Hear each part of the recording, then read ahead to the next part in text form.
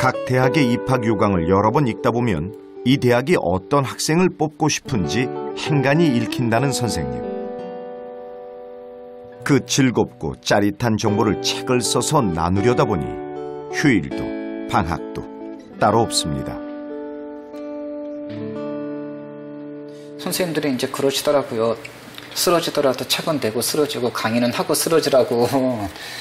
아주 단순하고 그 노동력이 많이 요구되는 일, 시간이 많이 드는 일 같은데 가끔씩은 보람이 있어요. 대학을 이렇게 안다는 느낌이 있는 거니까 왜 모집 요강의 요 문장이 이렇게 작년에 비해서 이렇게 바뀌었나라든지 그런 것들이 하나하나 다 의미 있게 다가오거든요.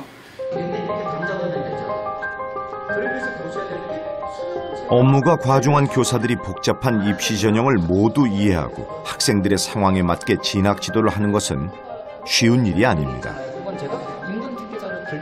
게다가 최근 수시 전형이 늘어나면서 교사들이 느끼는 책임과 부담은 더욱 커질 수밖에 없다고 합니다. 대학이라고 치고 서류평가 치면요, 유튜브는 동영상을 올린대잖아요. 종합이라든지 수시가 3년 내내 이루어진 교육과정을 가지고 전체적으로 이루어지기 때문에 부담은 되죠. 근데 실질적으로 아이들이 합격할 수 있는 길이 저희한테는 그게 유리해요. 그래서 힘들어도 해야 되는 상황인 거죠. 학생부 종합전형이 학교 생활을 충실히 하면 될 것처럼은 돼 있지만 현실적으로는 이제 자기소개서에서 표현을 해야 되는 게 부담은 되는 것도 사실이거든요. 일일이 뭐 손을 봐준다기보다는 어떻게 했는지 확인 작업을 해줘야 되니까 그럴 때 이제 학생도 이제 담임교사도 아니면 어떤 담당 선생님들도 좀 많이 힘든 부분이 생기는 거죠. 한 명의 학생이라도 더 좋은 대학에 보내기 위한 치열한 입시 경쟁. 다양한 입시 전형 속에서 진학 담당 교사들이 느끼는 고충과 고민은 무엇일까요?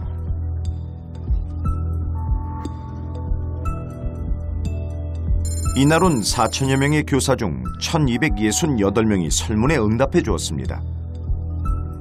진학 지도를 할 때 어려운 점으로는 45.5%의 교사가 수업, 행정 등 기타 업무로 인해 진학 지도할 시간이 부족하다는 것을 꼽았습니다. 최근 수시 전형 비중이 늘어난 데 대해서는 대학별 전형이 너무 많고 복잡해서 진학 지도에 어려움이 있다고 대답한 교사가 절반을 넘었습니다.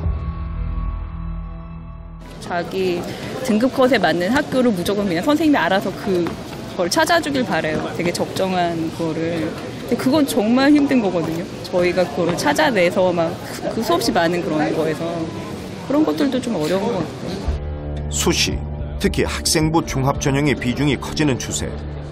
현 입시 전형에 대한 의견들도 들을 수 있었습니다.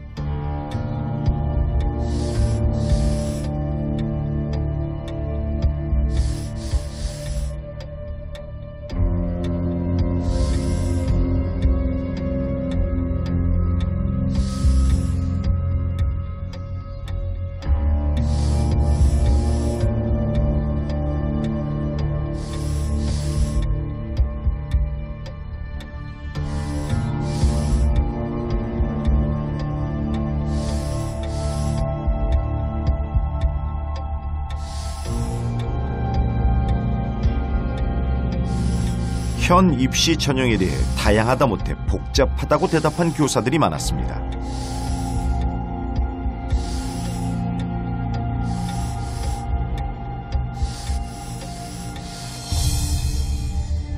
예전에 차라리 뭐 수능만 보거나 뭐 학력고사거나 그럴 때는 자기가 이렇게 열심히 노력을 하면 그거대로 그냥 방법이 되게 일원화돼 있잖아요.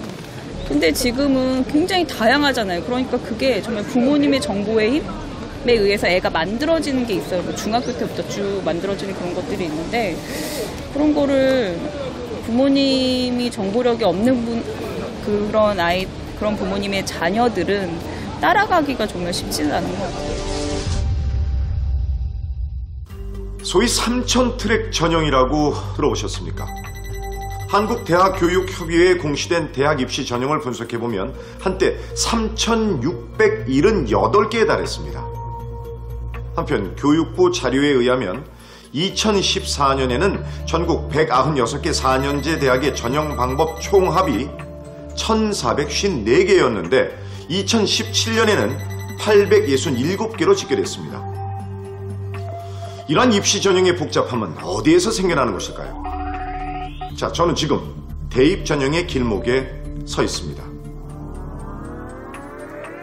제가 대학 입학 원서를 내려면 이렇게 수많은 갈림길과 마주하게 되는 겁니다. 수시냐 정시냐, 학생부 반영 비율은 얼마냐, 내신 성적 반영 비율은 얼마냐에 따라 마주치게 되는 선택의 갈림길들. 정부의 대학 입시 간소화 기조에 따라 전형수가 매년 줄고 있다고는 하지만 학부모와 교사 그리고 아이들은 여전히 대학 입시가 복잡하고 혼란스럽다고 합니다. 그런데 여기서 나타나는 이 복잡함은 무엇을 의미할까요?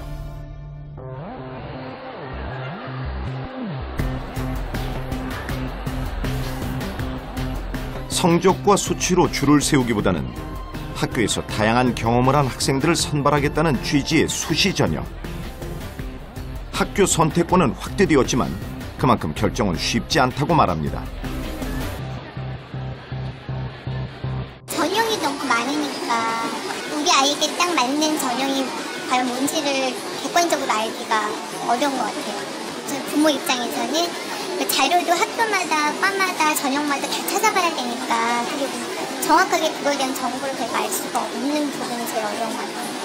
설명이 가고 또 몇 번을 해야지 이게 알까 말까고 입시 한 번도 경험한 사람이면 좀 알 수 있는데 정말 그런 거 미리미리 준비 안 하거나 갑자기 고3을 맞이하는 사람한테는 정말 어려운 거예요. 이건 정말 읽을 수 없는 난해한 내신을 내는 기준도 학교마다 다 다르고 그 다음에 교과 등급이나 뭐 이런 거 할 때도 학교마다 채점 기준도 다 다르기 때문에 그거를 학교마다 전형마다 다 찾아서 저희 아이의 강점이 뭘까를 찾아보는 게 만만치 않은 것 같아요.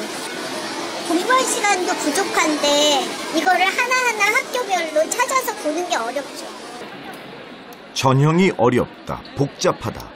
그러다 보니 어느 한 전형에만 맞춰서 입시 준비를 할 수가 없다고 말합니다. 정시랑 수시를 같이 준비해야 된다는 부담감이 제일 큰 것 같아요.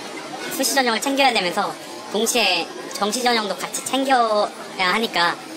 선생님들이 흔히들 말하시는 게 정시도 놓지 마라 이 말을 항상 하세요. 왜냐면 학생부 종합전형은 엄청 변수가 큰 제도 중에 하나잖아요. 저한테는 정말 큰 경험이고 의미 깊은 경험이고 나한테 정말 영향을 많이 준 경험이지만 그게 면접과 눈에는 별거 아닌 걸로 보일 수도 있고 그래서 점수를 못 딸 수도 있고 그럼 떨어질 수도 있단 말이에요.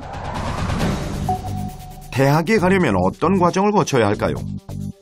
크게 대입 전형에는 정시와 수시가 있습니다. 먼저 수시 전형의 지원 기회는 모두 6번. 하지만 대학마다 인재상과 평가 요소가 다르기 때문에 그에 맞춰서 필요로 하는 자료들을 준비해야 합니다.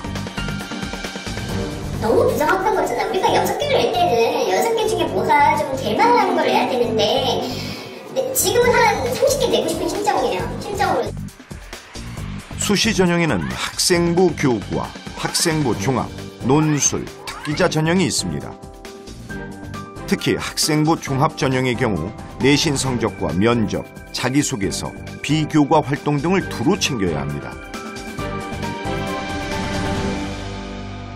대학마다 다 다르고 기준이나 뭐 이런 대학마다 원하는 인재상이 다 다르잖아요. 근데 그것도 맞춰서 자소서도 좀 다 다르게 써야 되고 면접도 다 다르게 준비해야 되니까 학생부 종합 준비하는 사람은 조금 힘들어요. 모든 걸 다 준비를 해요. 대부분의 아이들은. 그렇기 때문에 너무너무 버거워요. 필자도 거의 다 준비하지. 전형에 따라 내신과 수능 점수, 면접 반영 비율도 학교마다 다릅니다. 면접과 논술도 대학마다 다른 형태로 진행됩니다. 제도가 많은 거는 기회가 많다는 걸로 해석이 잘못될 수는 있는데 일반화와 학부모들이나 학생들이 이 제도를 보면서 복잡하다고 느끼는 거는 도대체 어떤 제도가 나한테 적합한지, 그러니까 어떤 제도나 전형을 선택했을 때 그것이 그 제도로 인해서 생기는 결과를 예단하기 어렵다는 거죠. 정시와 수시를 동시에 잡아야 하는 입시. 과연 학생 혼자 대입 준비를 할 수 있을까요? 결국 이게 정보력 싸움인 것 같아요. 누가 정보를 더 많이 알고 거기에 대해서 미리 준비하느냐. 사실 그게 제일 중요한데 거기에 대해서는 사실 오히려 입시에 관심이 있으신 부모님들에게 더 유리한 것 같아요. 그 전형 준비하기에는. 결국 그게 정보력 싸움이다 보니까 뭐 저처럼 혼자 이렇게 찾아보기가 좀 힘들어요. 근데 이 얘기는 사실상은 저희 아이들이 공부를 잘하는 애들 때문에 기회가 많다고 생각을 하는 거지, 사실상 그 밑으로 내려가게 되면 성적대가 낮은 아이들한테는 이게 많은 게 의미가 없거든요, 사실은. 그리고 심지어 2등급 이하의 아이들한테는요, 종합전형이 사실 정보도 별로 없어요. 왜냐하면 설명회 자체에서도 해줄 수 있는 건 초상위권이기 때문에 너무나 다르고, 같이 막 도와주지 않으면, 이런 정보가 없으면 아이를 보내는 게 너무 힘들다는 거. 그래서 여러 가지 전형이 너무나 많이 있어가지고요. 정말 엄마가 정보력이 있어야만 갈 수 있는, 학교에서 너무나도 그런 걸 많이 해주지 않으면 힘들겠더라고요. 한 교육시민단체가 전국의 학생, 학부모, 교사를 대상으로 한 조사를 보면 현행 대입 전형에 대해 높은 수치로 복잡하다는 인식을 갖고 있었습니다. 또한 학생부 종합전형의 가장 큰 문제점으로는 준비해야 할 영역이 너무 많다는 점을 꼽았습니다. 학생부 교과와 비교과, 학생부를 종합적으로 보니까 학생부 종합전형이라고 했지만 학생부 종합전형은 학생부만 보는 건 아니란 얘기죠. 많은 학교에서 학생부 종합전형에 수능 최저 등급을 적용하지 않습니까? 그러니까 이거는 수능 시험과 결합된 입시죠.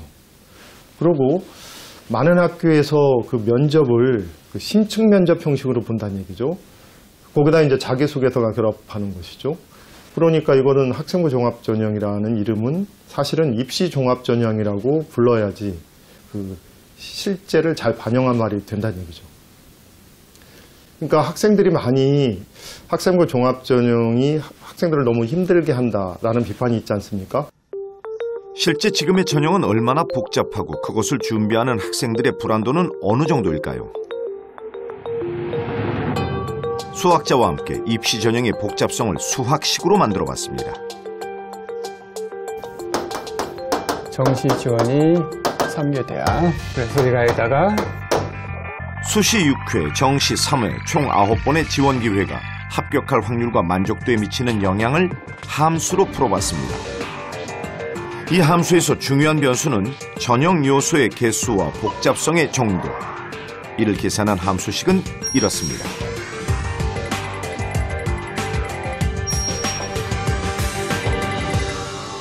결과적으로는 학생들이 학교에 지원할 때까지 학생들이 모르는 게 너무 많다는 거죠. 근데 그게 이제 전형 요소가 늘어나면 늘어날수록 학생들이 가늠해야 될 요소들이 그만큼 늘어나는 거거든요. 그러니까 이제 전형 요소가 하나일 때하고 두 개일 때 한 차원이 이렇게 늘어날 때 그 불확실성은 보통 2배가 아니거든요. 그건 그냥 기하급수로 이렇게 막 커지거든요. 이렇게 문자로 표시하면 전형 요소가 늘어날수록 입시의 불확실성과 복잡성은 기하급수적으로 늘어난다는 것입니다. 대학 입장에서는 전형 요소를 늘리는 것이 변별력을 키우는데 효과적이라고 보긴 하는데 학생 입장에서는 그거를 합격률을 높이기 위해서 노력해야 되는 그 에너지랄지 그 스트레스가 산술적이 아니라 기하급수로 커지기 때문에 전형 요소 늘리는 거는 우리가 함부로 이렇게 쉽게 하나 더 추가한다는 식으로 생각하면 안 된다는 걸 이번에 제가 이 프로그램에서 생각하면서 확실하게 느낀 것 같아요. 혼자 준비하기 어려운 대학 입시. 그렇다면 가장 가까이에서 아이들을 도와주는 엄마들은 대학 입시 전형에 대해 얼마나 알고 있을까요? 모의고사를 보기로 했습니다. 고등학교 학부모님이라면은 입시에 대해서 관심을 좀 갖기 위해서 최소한의 기본적인 정보나 지식 이런 것들을 어느 정도 이렇게 갖추고 있는가. 입시 전문가 박권우 선생님이 문제를 출제했습니다.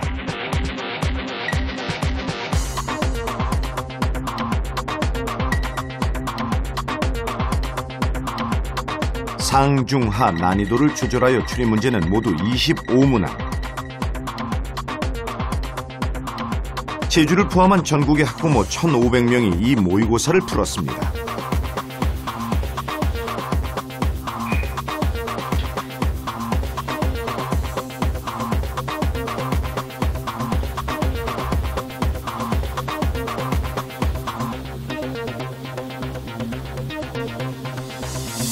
네 가지로 나뉘어진다. 모의고사 점수가 나온 날 지역별, 가구 소득별 점수도 나왔습니다. 사실 31%. 예. 문제를 냈던 선생님의 표정이 좋지 않습니다. 그래도 생각보다 좀 적게 나왔네요. 모의고사의 평균은 55.4점, 최저점은 16점이었습니다. 아빠보다 엄마의 점수가 더 높았고 또 대도시로 갈수록 점수가 높았습니다. 서울 지역은 평균 이상의 점수를 보였는데 특히 강남 3구의 점수가 가장 높았습니다. 좀 시도별로 편차가 좀 나네요. 대도시가 아무래도 좀 정보의 노출 빈도가 많다 보니까 조금 더 높게 나오는 것 같은데요. 경제력에서도 격차가 드러났습니다.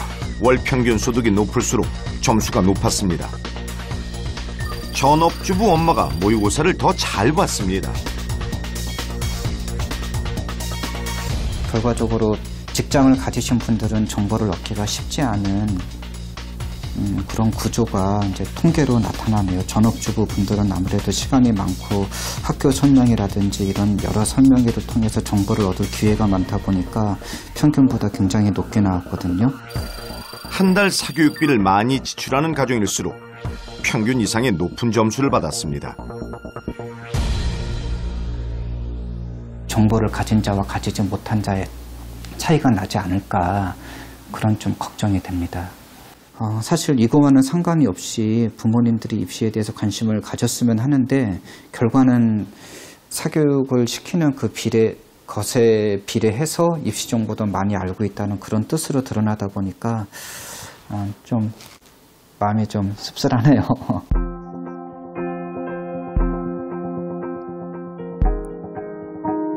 시험 점수에서도 드러나는 격차들. 이 차이들은 어디서 오는 것일까요? 모의고사의 최고점 100점과 최저점 16점 사이. 이 중에서 두 엄마를 만나봤습니다. 먼저 96점을 맞은 고득점군 엄마입니다. 학원 설명회도 많이 듣고요. 또 학부형들한테도 많이 이렇게 얘기하면은 그냥 저희가 수다만 듣는 게 아니라 교육 얘기도 많이 하거든요. 그러니까 그런 데서 그냥 여기저기서 들은 것 같아요. 학원 설명회가 제일 그래도 정확하죠. 대치동 설명회도 있고 또 저희 단부 쪽도 좀 많이 있거든요, 학원이. 학교에서 주는 도움은 없나요? 학교에서는 딱히 별로 없는 것 같아요.